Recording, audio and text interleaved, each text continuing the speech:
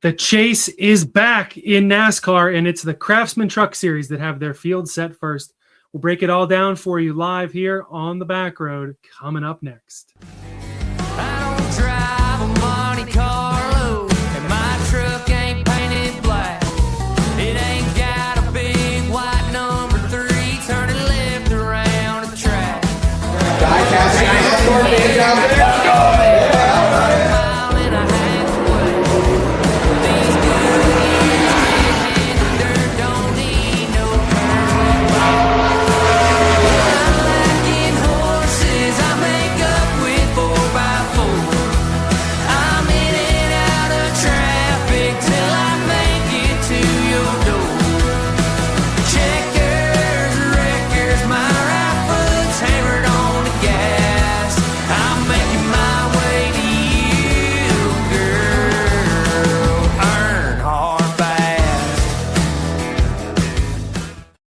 Hey everyone, thanks for tuning in. My name is Elliot Hicks, and today we'll be breaking down the NASCAR Craftsman Truck Series Chase for the Cup. The Chase is back in NASCAR. The Truck Series have set their field first, and over their next 7 races to close out the year, they will crown the champion of the third-tier NASCAR Touring Series. Their chase starts off in a couple of weeks at Bristol on September the 17th, goes on to Kansas on September 26th, then Charlotte October 9th, Phoenix October 16th, Talladega on the 23rd of October, Martinsville on October 30th, and Homestead on November the 6th. That race will be the final one of the year and will crown the champion, provided somebody doesn't clinch it first. We will take you through the 10 drivers that have qualified for the Truck Series chase, let you know their title odds. All odds mentioned come from Bet365, give you some stats for the year, and kind of my opinion on the drivers. I've ranked the 10 of them in 3 separate tiers, and we'll start off with Tier 3, starting from the bottom.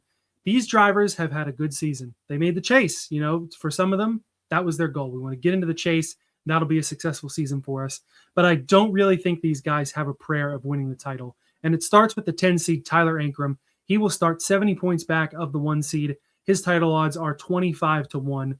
And for Ankrum, good work getting into the chase, man. They fought through adversity to beat out Friesen and Garcia. But for Tyler Ankrum, it feels like they'll be a non-participant, to be honest with you. Ankrum has had just 1 top 5 this year, 5 top 10s, 3 laps led on the season, so has not really been out front for any sort of stretch of time. His average finish is 16.7. His only top 5 of the year came at Nashville, also ran 6th at Rockingham, where he won in 2025. So those were the tracks that were kind of best for him, but he's also had 6 runs of 20th or worse. McAnally, Hilgeman, they haven't had a bad year. They have multiple trucks in the chase that we'll talk about, but for Tyler Ankrum, I just don't see him being the guy to go and make a run at a title. I think for him, a win would be if he can get up into, 7th or 8th, improve a couple positions, pass a couple of these guys, have some better runs, try to at least, double your top 5 total for the year because they've only had 1. It'll be a good 7 races for them, but in terms of winning the title, I just don't see it whatsoever. Kind of the same for 2-time truck champion Ben Rhodes. He's the 9 seed, 65 points back. His title odds are at 20-1. His season's gone all right. 4 top 5s, 5 top 10s, average finish of 16.5. And weirdly for Rhodes, this is the case with a couple other of the chase drivers as well. He's been strongest on the road and street courses this year, but unfortunately none of those in the chase. So the guys relying on their road course, street course skills or luck or what have you, strategy perhaps, it's not going to be able to work for you. No Roval this year, no other road courses or street courses laying around in the chase. It's all ovals from here. Rhodes' highlights of the year, P4 and 70 laps led in the spring Atlanta race. Won the pole, led 41 laps, and finished P5 at Texas. Ran P4 at Charlotte as well. So having some of those 1.5 miles, including a return trip to the Charlotte Motor Speedway in October, that could help him. But otherwise, relatively unimpressive from the 2-time champ. 9 races outside of the top 15. And what's perhaps working the most against Rhodes in a title run, in the chase, you do have to win races. It's not a win in advance to the next round, but the truck champion is going to win at least one, if not multiple, of these 7 chase races. Ben Rhodes, his last win was May of 2023. And ThorSport, his team, they have not won a race since the 2024 title decider in Phoenix with Ty Majeski. So that's coming up on almost 2 full seasons without a win for ThorSport. They've been tough truckers for a long time. They've stuck around for a long time, and they've been solid. But right now, one of the weaker moments in their company history. And I think that, among all else, is definitely going to take Rhodes out of the title conversation. Now, again, they do have another truck in the chase that we'll talk about in a minute. If Thor Sport's going to have a champion, it'll probably be that truck. So Rhodes is the 9 seed. The 8 seed, Daniel Hemrick. He will start 60 back on the leader. His title odds also at 20-1, just like Rhodes. His season, 2 top 5s, 8 top 10s, has only led 5 laps, 15.2 average finish. And what that tells me, this is the same old Daniel Hemrick that we've always seen, no matter what series he's racing in. Moderate consistency, depending on series level, equipment, etc., but no wins and never the most dominant truck. And granted, like I was saying with Tyler Ankrum, MHR has not been top tier this season. They haven't been the dominant team of the year. They have put 3 trucks in the chase, so good on them, but there's been no flashes of brilliance from the 19 truck. He's another one. His year was weirdly the strongest on the road courses. Both of his top 5s and half of his 8 top 10s came on the road and street courses. But again, none of those coming in the chase here. His best oval finishes, P7 at Texas, P8 at Loudon, the most recent timeout, a P9 at Darlington back in the spring, and P10 at Richmond 2 races ago. So maybe momentum could be on his side. But Daniel Hemrick, again, no wins for him since spring Martinsville a couple of years back. And good for him to get another win on the resume. Definitely will need one, if not multiple, in the chase. And for Hemrick, I just don't see it happening. Good on him to have carved out a little career in the truck series here. But in terms of fighting for the title, I just don't see it. So those are the guys who really don't have a shot. The next tier is tier 2, guys who could make a run. And first and foremost here, I'm putting the 7 seed Grant Enfinger. He'll start 55 points back of the leader. His title odds are at 15-1. And I was kind of torn. Do I put him in the guys who can make a run, or do I think he doesn't have a shot? I bumped him up here because he's the only driver outside of the top 3 in the points that has a win this year, one at Lime Rock in that chaos-filled race earlier. 3 top 5s, 5 top 10s, but the lowest average finish of any driver in the chase at 17.4. He's been strong of late as well, and stronger on the kind of shorter to mid-level intermediate tracks. Richmond, Nashville, Darlington, Rockingham amongst his strongest races. So having a couple mile and a halves could be a benefit to him as well. And all in all, the CR7 Motorsports team, they do well to hold on. They're a smaller team, but they do well to compete with the big dogs. And we know that Enfinger is an above-average truck driver. Again, a guy who's carved out a career here. But I just don't think they're championship level.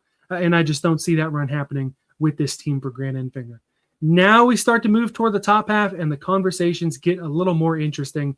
And that starts with Ty Majeski, driver of the number 88 truck. He'll start 50 points back. His title odds are starting to get more realistic. He's 11-1 to win the truck title. 5 top 5s, 8 top 10s, and a 16.2 average finish for Majeski. And this team and this driver, plenty of bad breaks, crashes, awful luck. His average starts inside the top 10, so dropping multiple positions for Majeski. It has not been the year that they wanted. They expect to come in, win races, be one of the more dominant trucks out there, really compete on the short tracks. But like I talked about with Thor Sport, they've just kind of fallen by the wayside in the last couple of seasons.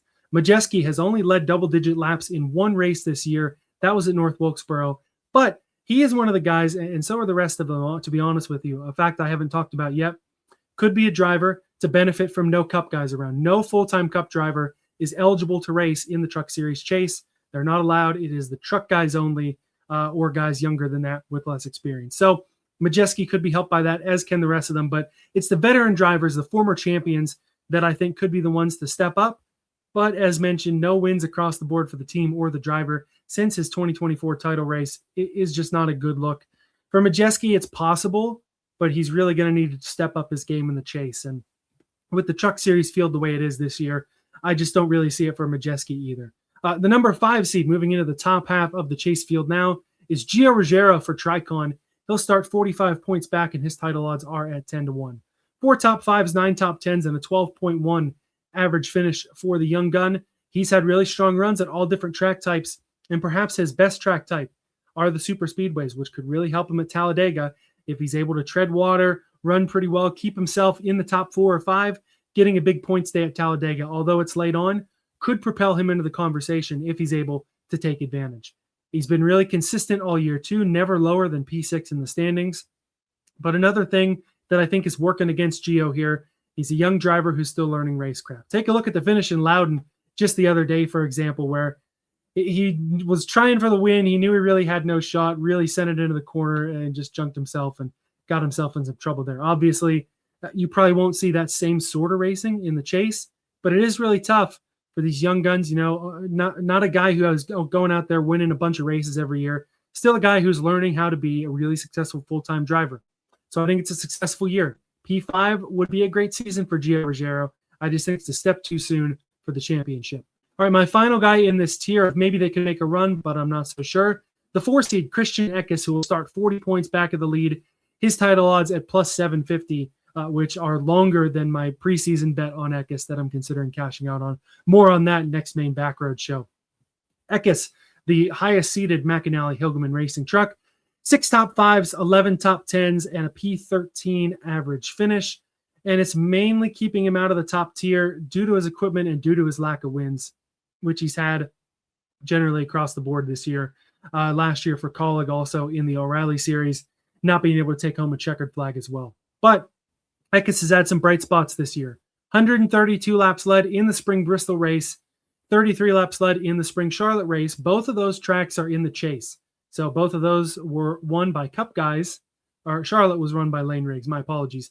Both of those won by either title contenders above him or Cup guys. This could be a situation where going back to those tracks, Eckes pulls out a W in both of those, and I feel like he's in the title conversation, but he needs to get back into victory lane. He needs to have that strong consistency that he had in 2024, where he ran all but one race inside of the top 10.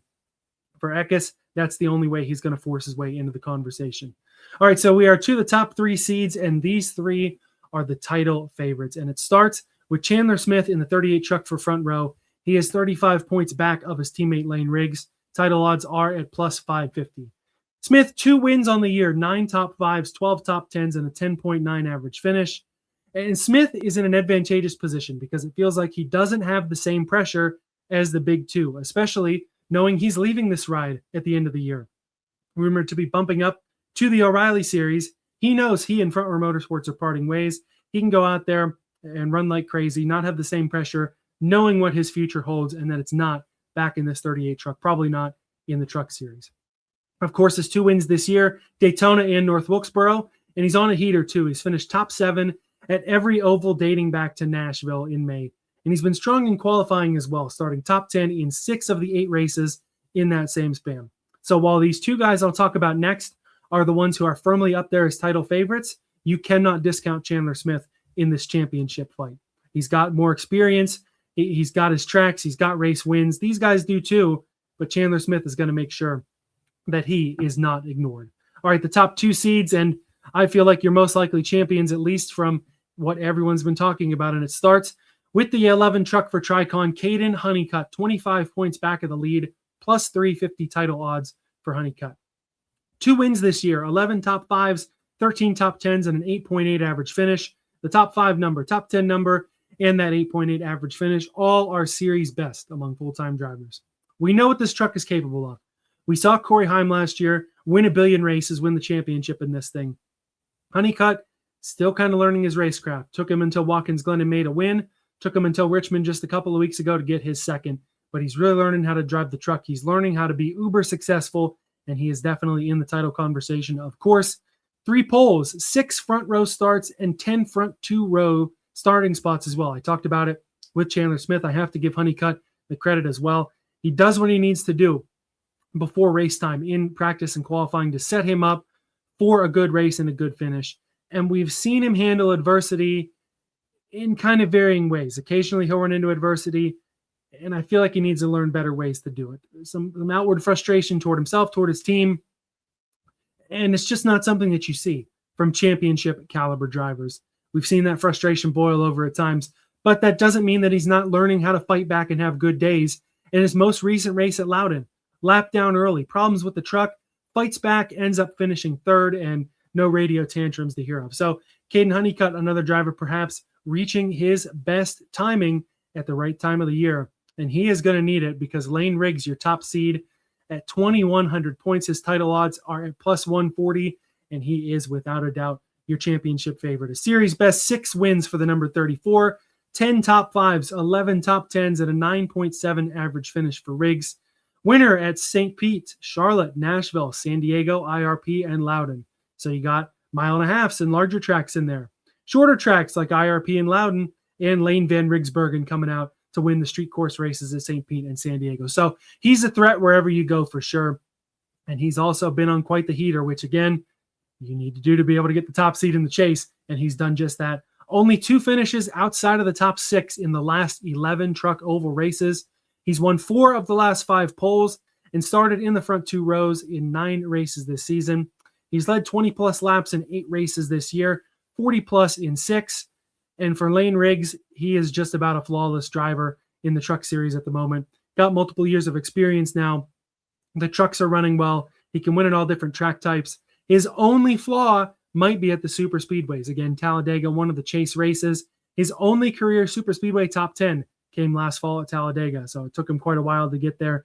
But he may well have enough of a cushion by then to not have to worry too much about what happens at Talladega. If you can't tell, Layne Riggs is the championship favorite for me as well. It would be really surprising to see if anybody could take down the number 34 truck, but there are 9 other guys that are going to try to do it. Again, the chase for the NASCAR Craftsman Truck Series Championship gets started at Bristol. We'll see you then, and we'll see how it goes for the Truck Series title.